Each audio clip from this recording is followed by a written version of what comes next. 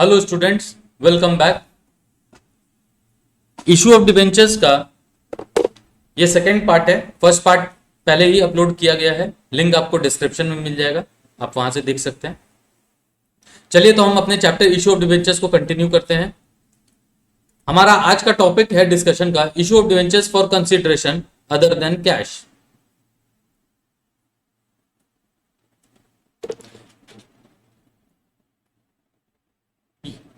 इसके पहले वाले टॉपिक में हमने देखा था कि कंपनी जब डिबेंचर इशू करती है तो कंपनी को कैश आता है, पर यहां पे हम कुछ केसेस डिस्कस करेंगे जहां पे कंपनी डिबेंचर इशू तो करेगी पर उसे कैश नहीं आएगा। ऐसे 3 केसेस आने वाले हैं।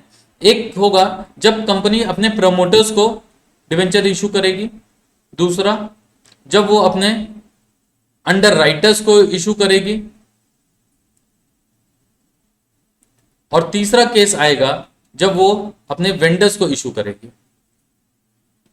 चलिए तो एक एक करके इन तीनों केसेस को डिस्कस कर लेते हैं, देखते हैं। पहला केस है प्रमोटर्स। अब ये प्रमोटर्स होते कौन है? Promoters, who are this promoters? Promoters किसको बोलते हैं और इनको कंपनी डिबेंचर्स किस फॉर्म में देती है? प्रमोटर्स वो होते हैं जो कंपनी को स्टार्ट करते हैं, फॉर्म करते हैं या इनकॉर्पोरेट करते हैं। ठीक है, तो कंपनी को बनाने का काम जो करते हैं, जो कंपनी बनाते हैं, जिनका आइडिया होता है, जो स्टार्टिंग में रिस्क लेते हैं कंपनी को बनाने का, वो कहलाते हैं प्रमोटर्स। तो कंपनी जब फॉर्म हो जाती है, इनकॉर्पोरेट हो जाती है, तो इनकी इन सर्विसेज के लिए कंपनी इनको फ्री में, यानी आप इसको ऐसा समझ सकते हैं कि गिफ्ट दे देती है। गिफ्ट में कंपनी इनको डिबेंचर्स दे देती है, और इसके बदले आपको पता है जैसा कि गिफ्ट के लिए पैसे नहीं लिए जाते हैं, तो जब कंपनी भी डिबेंचर इनको दे रही है और मैं बोल रहा हूं ये गिफ्ट में दे रही है, इसका मतलब कंपनी इनसे कोई भी पैसा नहीं लेगी। अब इनको गिफ्ट क्यों देती है? तो क्योंकि उन्होंने कंपनी को इनकॉर्पोरेट किया है, तो कंपनी इस इनकॉर्पोरेशन को अपना खर्चा मानती है एज इनकॉर्पोरेशन कॉस्ट, और डिबेंचर उनको दे देती है। अब यहां पे हमें इस बात का ध्यान रखना है कि कंपनी जब भी डिबेंचर इशू करेगी, जब भी कंपनी डिबेंचर देगी, तो हमारा डिबेंचर्स अकाउंट में वो अमाउंट ट्रांसफर हो जाएगा। डिबेंचर्स अकाउंट हमारा जरूर से क्रेडिट होगा, इशू अगर हो रहा है। ठीक है, इस बात को आपको ध्यान रखना है, आपका सम गलती नहीं होगा। इशू अगर हुआ है तो डिबेंचर्स अकाउंट को आपको क्रेडिट कर देना है। ठीक, चलिए तो एंट्री देखते हैं। Incorporation cost account DR to promoters account. Company ने प्रमोटर्स को लायबिलिटी बना लिया और प्रमोटर्स को डिवेंचर दे दिया। मान लेते हैं कि उनको 10% डिवेंचर दिया गया। अब इसके जगह पे हम एक कंबाइंड एंट्री भी कर सकते हैं। Incorporation cost account D R, in corporation cost account D R to 10% debentures account, to 10% debentures account। Clear? ये हमारा प्रमोटर्स का केस हो गया। अब आते हैं अंडरराइटर्स के केस में। अंडरराइटर्स किसको बोलते हैं? अंडरराइटर्स वैसे लोग होते हैं जिन्होंने कंपनी की सिक्योरिटीज या डिबेंचर्स को पब्लिक को से सब्सक्राइब कराने का वो कॉन्ट्रैक्ट कर लेते हैं, जिसके बिहाफ में इन अंडरराइटर्स को अंडरराइटिंग कमीशन मिलता है। कमीशन मिलता है, ठीक है, उसको बोलते हैं अंडरराइटिंग कमीशन।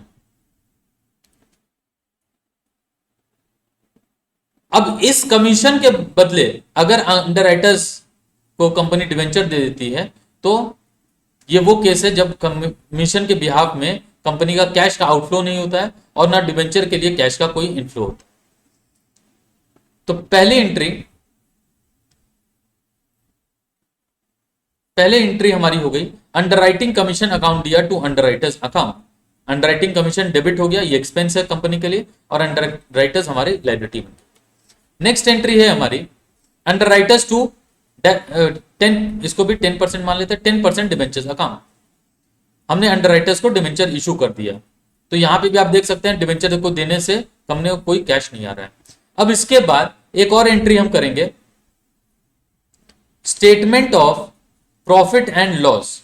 कंपनी के केस में SPL, statement of profit and loss बनता है, और वहां से ये जो अंडरराइटिंग कमीशन है इसको हम लोग राइट ऑफ कर देंगे to underwriting commission account, to underwriting commission account, ये कमीशन राइट ऑफ हो गया। क्लियर है? अब थर्ड केस देखते हैं, वेंडर्स। कंपनी कई बार वेंडर्स से एसेट्स खरीद लेती है, और कभी कभी कंपनी बिजनेस भी खरीदती है, दूसरी कंपनी का बिजनेस खरीद ली। तो जब भी ऐसा कोई सिचुएशन होगा तो, और किससे एसेट खरीदा गया या बिजनेस खरीदा गया उसका नाम नहीं दिया रहे, तो उसको हम लोग वेंडर्स बोलेंगे। ओके, तो जब कंपनी एसेट खरीदेगी तो एंट्री हो जाती है assets account DR to vendors account. ये इसकी बुक जो भी अग्रीड प्राइस है, अग्रीड वैल्यू, जितना पे अग्रीड हुआ है उस वैल्यू को ले लेते हैं। तो assets account DR to vendors account, ठीक है, जो भी वैल्यू था उस पे ले, ये तो एसेट खरीदने का होगा। अब अगर कंपनी मान लेते हैं बिजनेस खरीद रही है, अगर कंपनी बिजनेस खरीदती है तो इसके अलग अलग केसेस या सिचुएशंस आ सकते हैं। देखिए, सबसे पहले तो हमें समझना है कि कंपनी खरीदती क्या है। जब भी कंपनी किसी का बिजनेस परचेज करेगी, परचेज ऑफ बिजनेस, तो वहां पे कंपनी उसका एसेट्स और लायबिलिटीज दोनों लेती है, जिसको हम लोग बोलते हैं नेट एसेट्स। इसको हम लोग बोलते हैं नेट एसेट्स। नेट एसेट्स का मतलब होता है assets minus liabilities, assets minus liabilities, इसी को बोलते हैं नेट एसेट्स। जब भी बिजनेस खरीदा जाता है तो कंपनी उसके नेट एसेट्स को लेती है, यानी एसेट्स भी लेती है और लायबिलिटीज लेती है।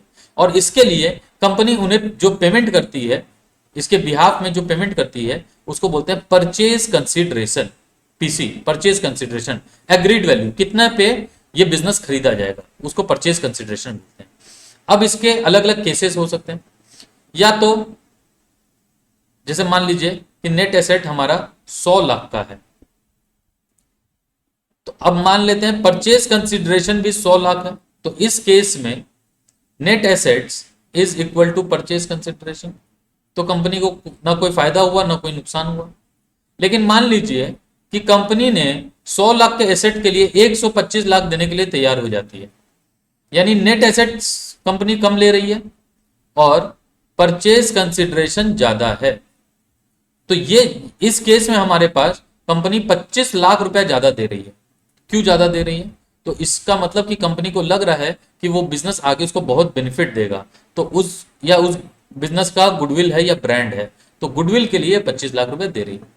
और जैसा कि आपको पता है कि goodwill is an intangible asset, goodwill का डेबिट बैलेंस होता है। थर्ड केस, परचेज कंसिडरेशन मान लेते हैं 90 लाख है, यानी हम लोग नेट एसेट 100 लाख का ले रहे हैं, पर हमने निगोशिएशन करके 90 लाख में फाइनल किया है डील को, तो यानी net asset is more than purchase consideration. तो यहां पे आपको 10 लाख का प्रॉफिट हो गया, कंपनी को 10 लाख की प्रॉफिट हो गई। और ये 10 लाख की प्रॉफिट ये कैपिटल प्रॉफिट है, और कैपिटल प्रॉफिट हमेशा कैपिटल रिजर्व में जाता है, और कैपिटल रिजर्व का बैलेंस क्रेडिट बैलेंस होता है। क्लियर? तो ये 3 केसेस हम लोग अब आगे एग्जाम्पल के थ्रू भी समझेंगे। चलिए देखते हैं। If consideration is equal to the difference between the value of assets and liabilities. चलिए पहले बोर्ड क्लियर कर देते हैं। हाँ, difference between the value of assets and liabilities. तो सबसे पहले तो एसेट्स अगर आपका इक्वल है, यानी ये केस है पहला वाला हमारा, when purchase consideration is equal to net assets. अब मान लेते हैं कि हमारी एसेट्स का वैल्यू है 150 लाख और सन्ड्री लायबिलिटीज है आपका 50 लाख का, ये हमारे परचेज कंसिडरेशन हो गई 100 लाख। तो यहां पे हमारा ना कोई प्रॉफिट ना कोई लॉस। क्लियर? अब नेक्स्ट केस हम देख रहे हैं जहां पे consideration is more than the value of assets. तो एसेट्स हम कितना का लिए हैं? एसेट्स लिए हैं 150 लाख का, लायबिलिटीज कितने की थी? 50 लाख की। अब यहां पे हमने पेमेंट ज्यादा किया है, तो हमारे एग्जांपल में हमने 125 लाख लिया था जब हमने हमारा purchase consideration was more than net asset, तो हमने परचेज कंसिडरेशन 125 लाख लिया था। तो यहीं से आप देख लीजिए कि हमारा डिफरेंस कितना आया था। नेट एसेट है हमारा 100, पेमेंट कर रहे हैं 125, यानी 25 का हमारा गुडविल है, तो गुडविल 25 से डेबिट कर। क्लियर? नेट एसेट्स है हमारा 150, यानी एसेट्स माइनस लाइबिलिटीज, 100 लाख का नेट एसेट्स। और परचेज कंसिडरेशन है हमारा 125 लैक्स का, तो हमारे पास हमने 25 लाख रुपए एक्स्ट्रा दिया गुडविल का। आइए नेक्स्ट केस देखते हैं। If consideration is less than, अगर हम पैसा कम दे रहे हैं ऑफ एसेट्स एंड लाइबिलिटीज, ठीक है, यानी अगर purchase consideration is less than net assets. चलिए अब हमारा थर्ड, तो एसेट्स तो हमने 150 लाख का ही लिया है, लाइबिलिटीज हमारी 50 लाख की थी, पर हम परचेज कंसिडरेशन दे रहे हैं सिर्फ 90 लाख रुपए, जैसा कि हमने एग्जांपल लिया था। तो नेट एसेट्स तो हमारा अभी भी वही है 100 लाख, परचेज कंसिडरेशन हमारा हो गया 90 लाख, तो हमको प्रॉफिट हो गया, मुनाफा हो गया 10 लाख का, और यही मुनाफा कैपिटल रिजर्व में चला था। तो यहां पे आप देख सकते हैं लास्ट है हमारा कैपिटल रिजर्व क्रेडिट हो गया 10 लाख से। सो आई होप ये आपको क्लियर हो गया होगा। अब हम लोग नंबर ऑफ डिबेंचर्स कैसे कैलकुलेट होगा वो देख लेते हैं। नंबर ऑफ डिबेंचर्स का कैलकुलेशन का रिक्वायरमेंट क्यों आ रहा है? क्योंकि डिबेंचर को आप पार, प्रीमियम और डिस्काउंट तीनों में से किसी पे भी इशू कर सकते हैं। तो इसके लिए आपको नंबर ऑफ डिबेंचर्स कैलकुलेट कर लेना है। अब नंबर ऑफ डिबेंचर्स कैलकुलेट होता कैसे है? जब भी आप कोई बिजनेस खरीद रहे हैं तो उस टाइम में नंबर ऑफ डिबेंचर्स हम कितना देंगे वो कैलकुलेट कर लेंगे। उसका एकदम सिंपल सा फॉर्मूला है, number of debenture issued is equal to purchase consideration by issue price of debenture. इसको हम लोग आगे एग्जांपल से देखेंगे। ओके, चलिए तो हम लोग अब अपने न्यूमेरिकल्स की तरफ बढ़ते हैं। कुछ न्यूमेरिकल्स इसके ऊपर सॉल्व करते हैं। आइए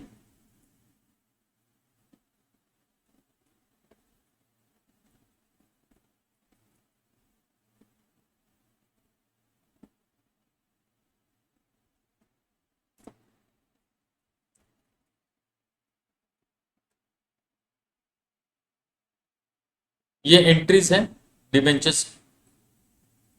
जब वेंडर्स को हम लोग डिबेंचर इशू करेंगे तो उस समय क्या एंट्रीज करेंगे, चलिए देख लेते हैं।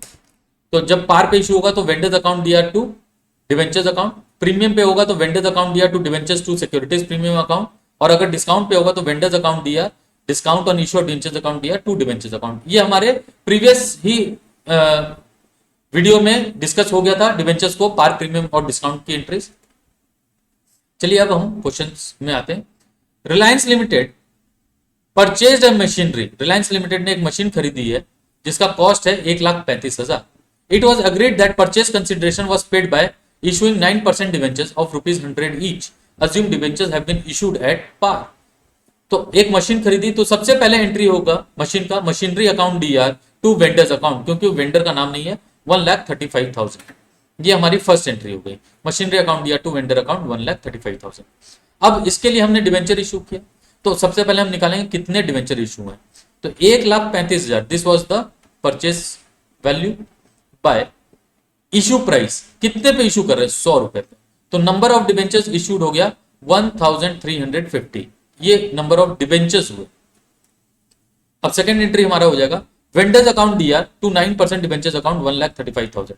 यहां पे हम ब्रैकेट में लिख सकते हैं 1,350 डिवेंचर्स इनटू 100, यानी 1,35,000 ने दिया। ये केस हुआ जब पार में था। अब आते हैं हमारे नेक्स्ट एग्जांपल की तरफ।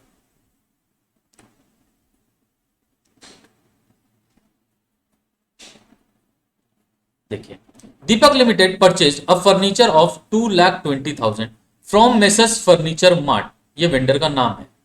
50% of the amount was paid to messrs furniture mart by accepting a bill of exchange and the balance by issuing 9% debenture of ₹100 each at a premium of 10% in favor of Messrs Furniture Mart, pass journal entry. तो हमने furniture 2,20,000 का खरीदा furniture mart से, तो सबसे पहले तो हम 2,20,000 का एंट्री करेंगे furniture account DR to messrs furniture mart account 2,20,000।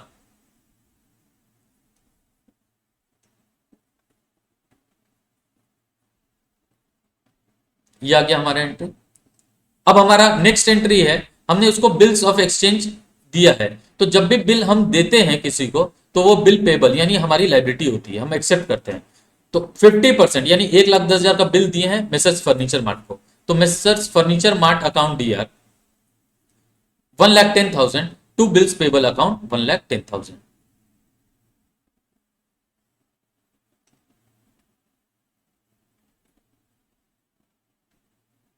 Okay, furniture mart account दिया टू बिल्स पेबल 1,10,000। अब जो बैलेंस बच गया उसको हमने डिवेंचर में इशू किया है, तो हम निकालेंगे नंबर ऑफ डिवेंचर्स इशू। 1,10,000 की लाइबिलिटी हमारी बची है, फर्नीचर मार्ट को 1,10,000 और देना, और एक डिवेंचर का वैल्यू है 100 रुपया प्लस 10 रुपया प्रीमियम यानी 110 रुपया। तो हम टोटल कितने डिवेंचर हमने इशू किए होंगे? 1,000 डिवेंचर हमने इशू किए। ओके, 1,000 डिवेंचर इशू किए हैं 100 रुपए का, और 1,000 डिवेंचर पे हमें सिक्योरिटीज प्रीमियम रिजर्व 10 रुपया का भी ट्रांसफर करना होगा। चलिए देख लेते हैं इसको।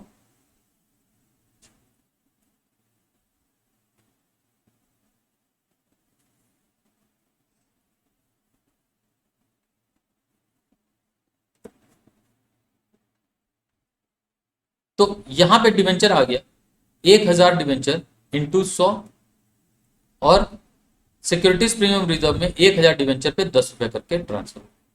ये हमारे प्रीमियम के केस में ये एंट्री हो जाए। I hope it is clear. अब हम आते हैं हमारे नेक्स्ट क्वेश्चन पे।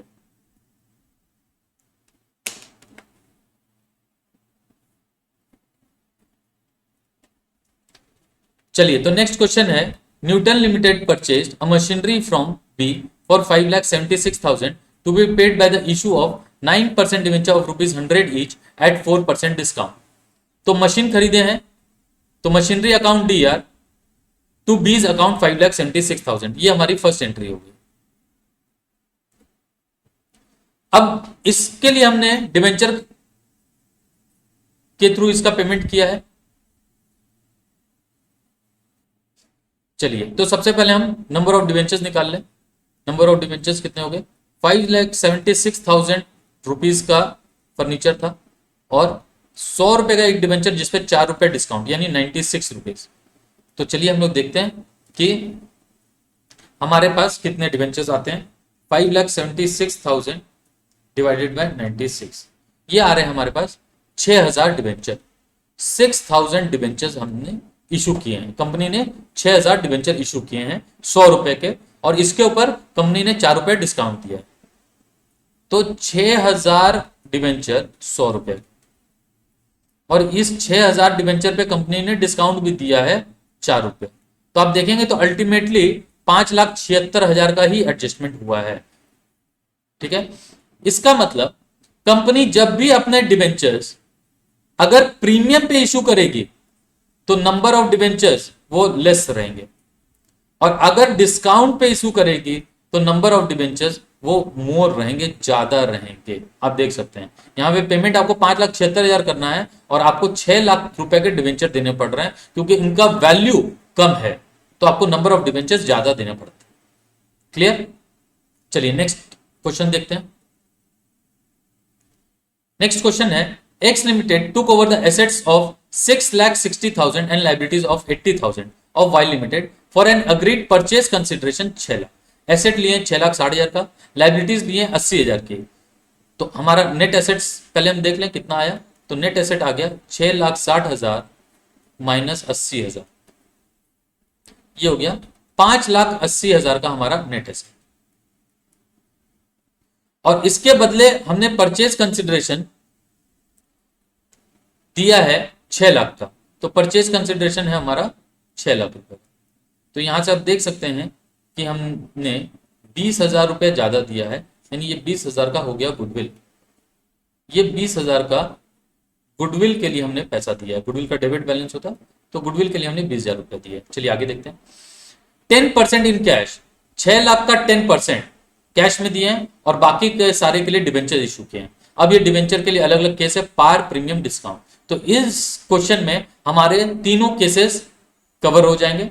चलिए एक एक करके देखते हैं। सबसे पहले तो कंपनी ने एसेट लिया है, तो कंपनी एसेट लेगी 6,60,000 का, एसेट डेबिट करेंगे 660 से, लाइबिलिटीज 80,000 का, और परचेज कंसिडरेशन 6 लाख का, 20,000 गुडविल। तो पहले तो ये एंट्री हम ले लेते हैं। देखिए एसेट्स अकाउंट डीआर 6,60,000, ये क्लियर है। गुडविल 20,000 की आ गई, लाइबिलिटीज 80,000 का आ गया, और वाई लिमिटेड को 6 लाख का, वाई लिमिटेड हमारी 6 लाख की लाइबिलिटी बन गई, ये हो गया। और यहाँ पे हमने वाई लिमिटेड को कैश में पेमेंट कर दिया 60,000। तो ये दोनों एंट्री क्लियर है, यहाँ पे हमारा किया हुआ है, ठीक है। ये 10% हो गया कैश। अब आते हैं जो बच गया बैलेंस 5,40,000, उसके लिए ये 3 केसेस हैं, इसको देख लेते हैं। चलिए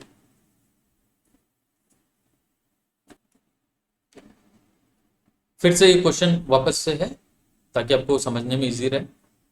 तो पहला केस है the debentures are issued at par. तो इस केस में भी हम नंबर ऑफ डिवेंचर्स निकाल लेते हैं। तो हमारा नंबर ऑफ डिवेंचर्स हो गया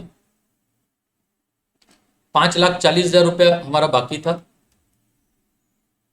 डिवाइडेड बाय 100 रुपये, यानी 54,000 डिवेंचर्स हमें इशू करना पड़ेगा।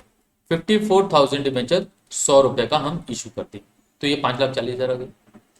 यहाँ करेक्ट कर लीजिएगा, ये गलत है, यहाँ पे 6,60,000 होगा, ठीक है। ये मिस्टेक से 6 लाख रुपए, ये वही लास्ट वाला ही क्वेश्चन है, यहाँ पे 6,60,000। चलिए अब नेक्स्ट केस देखते हैं।